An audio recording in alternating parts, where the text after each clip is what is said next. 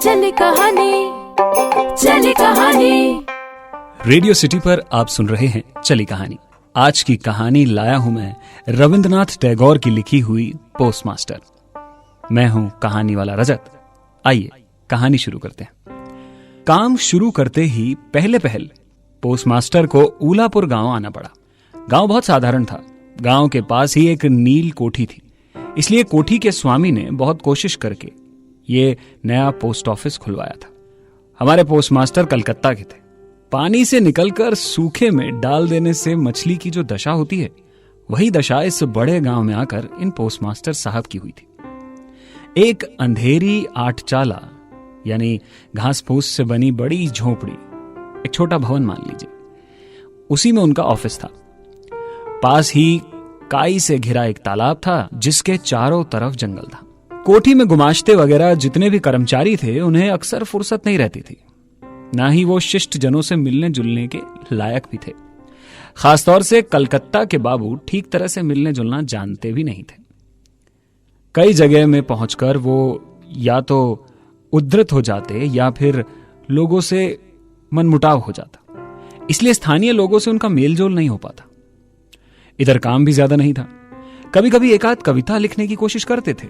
उनमें इस प्रकार के भाव व्यक्त कर देते कि दिन भर तरु पल्लवों का कंपन और आकाश के बादल देखते देखते जीवन बड़े सुख से कट जाता। लेकिन अंतर्यामी जानते हैं कि यदि अलिफ लैला का कोई दैत्य आकर एक ही रात में तरु पल्लव समेत इन सारे पेड़ पौधों को काटकर का रास्ता तैयार कर देता और ये बादल जो थे इनको आपकी दृष्टि से ओझल कर देता, तो यह मृत प्राय भद्र वंशीधर नवीन जीवन लाभ कर लेता। यानी उम्मीदें तो थी कि काश यहां से निकलने का मौका मिले, पर वो हो नहीं पा रहा था। पोस्टमास्टर को बहुत कम तनख्वाह मिलती थी, अपने हाथों बनाकर खाना पड़ता था और गांव की एकमात्र पितृहीन अनाथ बालिका इनका कामकाज कर देती थी। उसको थोड़ा बहुत खाना मिल जाता था। लड़की का नाम था रतन, उम्र 12-13 साल। उसके विवाह की कोई विशेष संभावना नहीं दिखाई देती थी। शाम को जब गांव की गौशाला से कुंडलाकार धुआं उठता, झाड़ियों में झिंगूर बोलते, दूर के गांव में पियक्कड़ बावलों का दल ढोल करताल बजाकर ऊंचे सुर में गीत छेड़ देता, जब अंदर बरामदे में अकेले बैठे बैठे पेड़ों का कंपन देखकर पोस्टमास्टर जी का कवि हृदय ईर्ष्या करने लगता, तब कमरे के कोने में टिमटिमाता हुआ दिया जलाकर पोस्टमास्टर आवाज लगाते, रतन। रतन दरवाजे पर बैठी इसी आवाज की प्रतीक्षा करती रहती, लेकिन पहली आवाज पर अंदर ना आती। वहीं से कहती, क्या है बाबू, किस लिए बुला रहे हो? पोस्टमास्टर, तू क्या कर रही है? रतन कहती कि बस चूल्हा जलाने जा रही हूं रसोई घर में। तेरा रसोई का काम पीछे हो जाएगा, पहले हुक्का भर ला। थोड़ी देर में अपने गाल फुलाए चिलम में फूंक मारती मारती रतन भीतर आती। उसके हाथ से हुक्का लेकर पोस्टमास्टर चट से पूछते, अच्छा रतन, तुझे अपनी मां की याद आती है? बड़ी लंबी बातें हैं, बहुत सी यादें हैं, बहुत सी याद भी नहीं। मां की अपेक्षा उसको अधिक प्यार पिता किया करते थे। पिताजी की उसे थोड़ी थोड़ी याद है। दिन भर मेहनत करके उसके पिता शाम को घर लौटते। भाग्य से उन्हीं में से 1-2 शामों की याद उसके मन में चित्र की तरह हमेशा के लिए अंकित है। उन्हीं की बात करते करते धीरे धीरे रतन पोस्टमास्टर के पास जमीन पर बैठ जाती। उसे ध्यान आता उसका एक भाई था। बहुत दिन पहले बरसात में एक तालाब के किनारे दोनों ने मिलकर पेड़ की टूटी हुई टहनी की बंसी बनाकर झूठ मूठ में मछली पकड़ने का खेल खेला था। अनेक महत्वपूर्ण घटनाओं की अपेक्षा इस बात की याद उसे ज्यादा आती है। इस तरह बातें करते करते कभी कभी काफी रात हो जाती, तब आलस के मारे पोस्टमास्टर को खाना बनाने की इच्छा न होती।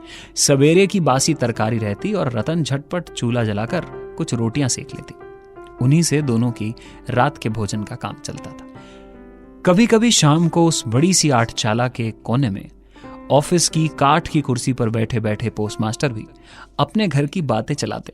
छोटे भाई की बात, मां और दादी की बात, प्रवास में एकांत कमरे में बैठकर जिन लोगों के लिए उनका दिल रोता है उन सब की बात, जो बातें उनके मन में बार बार होती थी, पर नीली कोठी के अपने साथ काम करने वाले गुमाश्तों के सामने उन्होंने वो बातें कभी नहीं उठाई। उन्हीं बातों को उस अनपढ़ नन्ही बालिका से कहते उनको कोई संकोच नहीं लगता था। आखिर में ऐसा हुआ कि बालिका बातचीत करते करते उनके घर वालों को चिर परिचितों के समान खुद भी माँ, दादा, दीदी कहने लगी। यहां तक कि अपने नन्हे से हृदय पट पर उसने उनकी काल्पनिक मूर्ति भी बना ली थी। एक दिन बरसात की दोपहर में बादल छट गए थे और हल्का सा ताप लिए सुकोमल हवा चल रही थी। धूप में नहाई घास से और पेड़ पौधों से एक तरह की गंध निकल रही थी जो बारिश के बाद आती है। ऐसा लगता है जैसे मानो धरती भी सांस ले रही हो और उसकी वो सांस हमारे अंगों को छू रही हो। न जाने कहां एक हठी पक्षी जिद्दी सा दोपहर भर प्रकृति के दरबार में लगातार एक लय से अत्यंत करुण स्वर में अपनी मधुर ध्वनि एक गाने की तरह दोहरा रहा है। उस दिन पोस्टमास्टर के हाथ खाली थे। वर्षों के धुले लहलहाते चिकने मृदुल तरुल पल्लव यानी बड़े बड़े पेड़ और धूप में चमकते पराजित बारिश के बाद टूट फूट कर आकार में स्तूपाकार हो चुके बादल सचमुच देखने योग्य लग रहे थे। पोस्टमास्टर उन्हें देखते जाते और सोचते जाते कि इस समय यदि कोई आत्मीय अपने पास होता, दिल के साथ एकांत संलग्न कोई स्नेह की प्रतिमा, कोई ऐसी मानव मूर्ति जिसे वो देख पाते। धीरे धीरे उन्हें ऐसा लगा मानो वो पक्षी भी बार बार यही कह रहा हो और मानो उस अकेले खड़े पेड़ की छाया में डूबी दोपहर के पल्लव चुपचाप धीरे धीरे कुछ ऐसा ही कहना चाह रहे हो। न तो कोई विश्वास कर सकता, न जान पाता, लेकिन उस छोटे से गांव के सामान्य वेतनभोगी उस पोस्टमास्टर के मन में छुट्टी के लंबे दिनों में गंभीर सुनसान दोपहर में इसी प्रकार के भाव उठते। वो अकेलापन उसे खाए जाता। पोस्टमास्टर ने एक लंबी आह भरी और फिर आवाज लगाई, रतन। रतन उस समय अमरूद के पेड़ के नीचे पैर फैलाए कच्चा अमरूद खा रही थी। वो मालिक की आवाज सुनते ही तुरंत दौड़ आई और बोली, भैया जी बुला रहे थे। रतन ने कहा, मैं तुझे थोड़ा थोड़ा करके पढ़ाना सिखाना शुरू करता हूं। और फिर दोपहर उसके साथ छोटा बड़ा ये करना उन्होंने शुरू कर दिया। इस तरह कुछ दिनों में संयुक्त अक्षर पार कर लिए थे। थोड़ी थोड़ी पढ़ाई शुरू करवा दी थी रतन की। सावन का महीना आया। लगातार बारिश हो रही थी। गड्ढे, नाले, तालाब सब पानी से भर चुके थे। रात दिन मेंढक की टर टर और बारिश की आवाज आती। गांव के रास्तों में चलना फिरना लगभग बंद हो गया था। हाट के लिए नाव में चढ़कर जाना पड़ता था। पोस्टमास्टर जी गांव में रच बस तो गए थे, पर अकेलापन उन्हें खाए जा रहा था। एक दिन सवेरे से ही बादल खूब घिरे थे। पोस्टमास्टर की शिष्या बड़ी देर से दरवाजे के पास बैठी प्रतीक्षा कर रही थी, लेकिन और दिनों की तरह जब यथा समय उसको नहीं बुलाया गया तो खुद ही किताबों का थैला लिए धीरे धीरे भीतर आई। देखा पोस्टमास्टर अपनी खटिया पर लेटे हुए। यह सोचकर कि वो आराम कर रहे हैं, वो चुपचाप बाहर जाने लगे। तभी अचानक से सुनाई पड़ा, रतन। झपट कर लौटी और भीतर जाकर कहा, भैया जी सो रहे थे। पोस्टमास्टर ने कातर स्वर में कहा, तबीयत ठीक नहीं मालूम होती, जरा मेरा माथे पर हाथ रखकर तो देख। घोर बारिश के समय प्रवास में इस तरह बिल्कुल अकेले रहने पर रोग से पीड़ित शरीर को कुछ सेवा पाने की इच्छा होती है। लगता है कि कोई उसका ख्याल रख ले बस। उनका ललाट तप रहा था।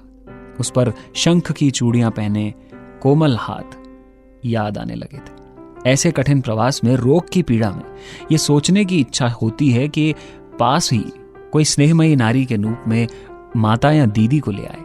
घर से दूर रहने वाले के मन में यह अभिलाषा बस यूं ही रह जाती है। बालिका रतन बालिका न रही। उसने फौरन माता का पद ग्रहण कर लिया। वो जाकर वैद्य को बुला लाई। यथा समय गोली खिलाई। सारी रात सिराने बैठी रही। अपने हाथों काढ़ा तैयार किया और सैकड़ों बार पूछती रही, भैया जी कुछ आराम है? अब ठीक लग रहा है? बहुत दिनों बाद पोस्टमास्टर जब रोग शैया छोड़कर उठे तो उनका शरीर काफी दुर्बल हो गया था। उन्होंने मन में तय कर लिया कि अब और नहीं, जैसे भी हो यहां से बदली करानी चाहिए। अपनी अस्वस्थता का उल्लेख करते हुए उन्होंने उसी समय अधिकारियों के पास बदली के लिए कलकत्ता दरख्वास्त भेज दी। रोगी की सेवा से छुट्टी पाकर रतन ने दरवाजे के बाहर फिर से अपने स्थान पर अधिकार जमाया। वो वापस वहीं बैठने लगी। लेकिन अब पहले की तरह उसकी बुलाहट नहीं होती। उसे नहीं बुलाया जाता। वो बीच बीच में झांक कर देखती पोस्टमास्टर बड़े ही अनमने स्वभाव से या तो कुर्सी पर बैठे रहते हैं या खाट पर लेटे रहते हैं। जिस समय रतन इधर बुलाहट की प्रतीक्षा में रहती, वो अधीर होकर अपनी दरखास्त के उत्तर की प्रतीक्षा करते। उन्हें इंतजार था कि जो उन्होंने तबादले के लिए चिट्ठी लिखी है उसका जवाब आ जाना चाहिए। दरवाजे के बाहर बैठी रतन ने हजारों बार अपना पुराना पाठ दोहरा लिया। बाद में यदि किसी दिन अचानक से उसको बुलाया गया तो उस दिन कहीं उसका संयुक्त अक्षरों का ज्ञान गड़बड़ ना हो जाए, इसकी उसे आशंका थी। आखिर लगभग 1 हफ्ते बाद एक दिन शाम को उसे उसी पुकार की आवाज आई। कांपते हृदय से उसने भीतर प्रवेश किया और पूछा, भैया जी मुझे बुलाया? पोस्टमास्टर ने कहा, रतन मैं कल ही चला जाऊंगा। रतन बोली, कहां चले जाओगे भैया जी? पोस्टमास्टर बोला, घर जाऊंगा। रतन ने पूछा, फिर कब लौटोगे? पोस्टमास्टर बोले, अब नहीं लौटूंगा। रतन के लिए यह बात सुनना इतना आसान नहीं था। कुछ था जो उसे बहुत बुरा लग रहा था। पोस्टमास्टर ने कहा, रतन मैं कल ही चला जाऊंगा। रतन ने कहा, कहां चले जाओगे भैया जी?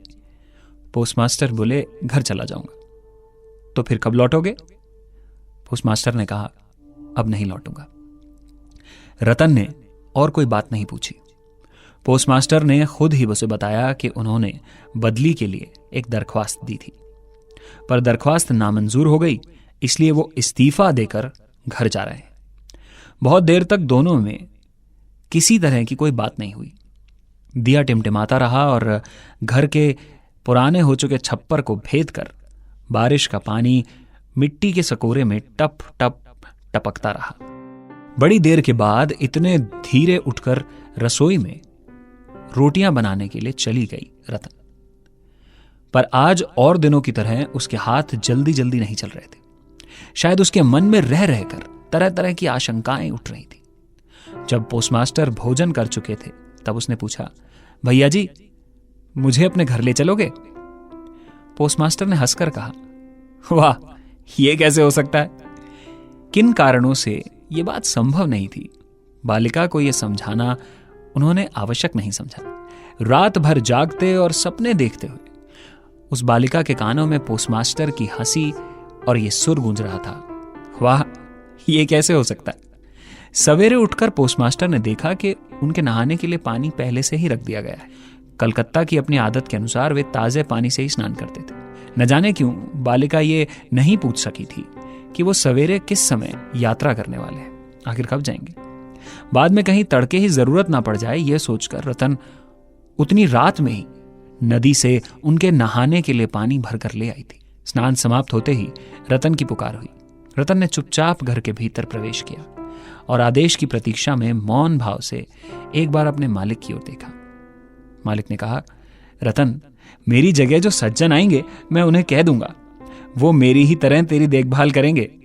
मेरे जाने से तुझे कोई चिंता की जरूरत नहीं है। इसमें कोई संदेह नहीं कि ये बातें अत्यंत स्नेहपूर्ण और दया भाव वाली लगती है, किंतु नारी के हृदय को कौन समझ सकता है। रतन इसके पहले बहुत बार अपने मालिक के हाथों अपना तिरस्कार चुपचाप सहन कर चुकी थी, लेकिन इस कोमल बात को वो सहन नहीं कर पा रही थी। उसका हृदय एकाएक उमड़ आया और वो रोते रोते बोली, नहीं नहीं, तुम्हें किसी से कुछ कहने की जरूरत नहीं, मैं रहना नहीं चाहती यहां। आखिर रतन का अपने गुरु से, उस आत्मीयता से, उस एक अच्छे इंसान से जो संपर्क था वो टूटने जा रहा था और यही रतन को बड़ा बुरा लग रहा था। पोस्टमास्टर ने रतन का ऐसा व्यवहार पहले कभी नहीं देखा था, इसलिए वो अवाक रह गए थे, एकदम आश्चर्यचकित। नया पोस्टमास्टर आया। उसको सारा चार्ज सौंप देने के बाद पुराने पोस्टमास्टर चलने को तैयार हुए। रतन को बुलाकर बोले, रतन तुझे मैं कुछ भी न दे सका, आज जाते जाते कुछ दिए जा रहा हूं, इससे कुछ दिन तेरा काम चल जाएगा। तनख्वाह में जो रुपए मिले थे उसमें से अपने रास्ते का खर्चा निकालने के बाद पोस्टमास्टर जी ने जो कुछ बचाया वो सब रुपए जेब से निकाले और रतन को देने लगे। ये देखकर रतन धूल में लौटकर उनके पैरों में लिपट कर बोली, भैया जी तुम्हारे पैर पड़ती हूं, मेरे लिए किसी को चिंता करने की कोई जरूरत नहीं। और ये कहते कहते वो तुरंत वहां से भाग गए। भूतपूर्व पोस्टमास्टर ठंडी आह लेते हुए हाथ में कारपेट का बैग लटकाए, कंधे पर छाता रखे, कूली के सिर पर नीली सफेद धारियों से चित्रित टीन की पेटी रखवाकर धीरे धीरे नाव की तरफ चले गए। जब वो नौका पर सवार हो गए और नाव चल पड़ी, बारिश से उमड़ी नदी धरती की छलछलाती अश्रुधारा के समान चारों तरफ से बहने लगी। तब वो अपने दिल में एक तीव्र व्यथा अनुभव करने लगे। एक दुख था उन्हें, एक साधारण ग्रामीण बालिका के करुण मुख का चित्र मानो अभी पूरी दुनिया के दुख का मर्म प्रकट करने लगा हो। एक बार बड़े जोर से उनकी इच्छा हुई कि लौट जाएं, जगत की गोद से वंचित उस अनाथनी को संभाल लें और अपने साथ ले आएं। लेकिन तब तक पाल में हवा भर चुकी थी, बारिश का प्रवाह और तेज हो गया था। गांव को पार कर चुकने के बाद नदी किनारे का शमशान दिखाई दे रहा था। नदी की धारा के साथ बढ़ते हुए पोस्टमास्टर के उदास दिल में एक सत्य दिखाई दे रहा था, उन्हें सुनाई दे रहा था। जीवन में न जाने कितना वियोग है, कितना मरण है, लौटने के क्या लाभ, संसार में कौन किसका है। शमशान को देखकर बस वो यही सोच पा रहे थे। लेकिन रतन के दिल में किसी भी सत्य का उदय नहीं हुआ था। वो उस पोस्ट ऑफिस के चारों ओर चुपचाप आंसू बहाती चक्कर काट रही थी। शायद उसके मन में हल्की सी आशा जिंदा थी कि हो सकता है भैया जी लौट आए।